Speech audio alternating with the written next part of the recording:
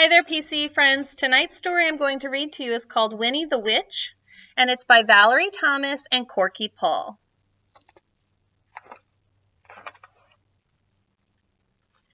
Winnie the Witch lived in a black house in the forest. The house was black on the outside and black on the inside. The carpets were black, the chairs were black, the bed was black, and it had black sheets and black blankets. Even the bathtub was black. Winnie lived in her black house with her cat, Wilbur. He was black too, and that is how the trouble began.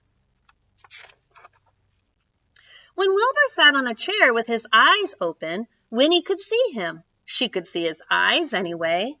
But when Wilbur closed his eyes and went to sleep, Winnie couldn't see him at all. So she sat on him. When Wilbur sat on the carpet with his eyes open, Winnie could see him. She could see his eyes anyway. But when Wilbur closed his eyes and went to sleep, Winnie couldn't see him at all. So she tripped over him. One day after a nasty fall, Winnie decided something had to be done. She picked up her magic wand, waved it once, and abracadabra! Wilbur was a black cat no longer.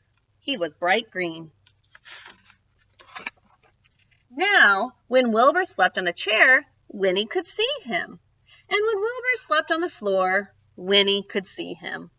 And she could see him when he slept on the bed. But Wilbur was not allowed to sleep on the bed. So Winnie put him outside in the grass.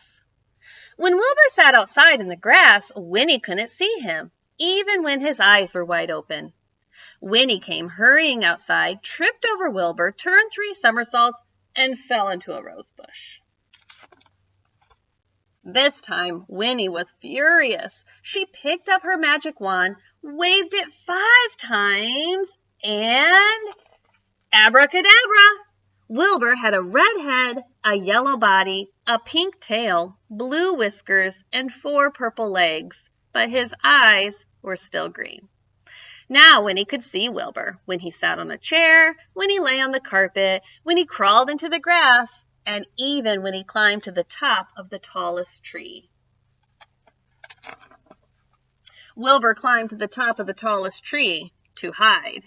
He looked ridiculous, and he knew it. Even the birds laughed at him. Wilbur was miserable. He stayed at the top of the tree all day long and all night. The next morning, Wilbur was still up in the tree. Winnie was worried. She loved Wilbur and hated for him to be miserable.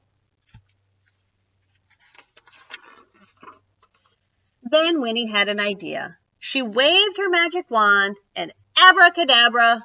Wilbur was a black cat once more. He came down from the tree purring. Then Winnie waved her wand again and again and again. Abracadabra! Now, instead of a black house, she had a yellow house with a red roof and a red door. The chairs were white with red and white cushions. The carpet was green with pink roses.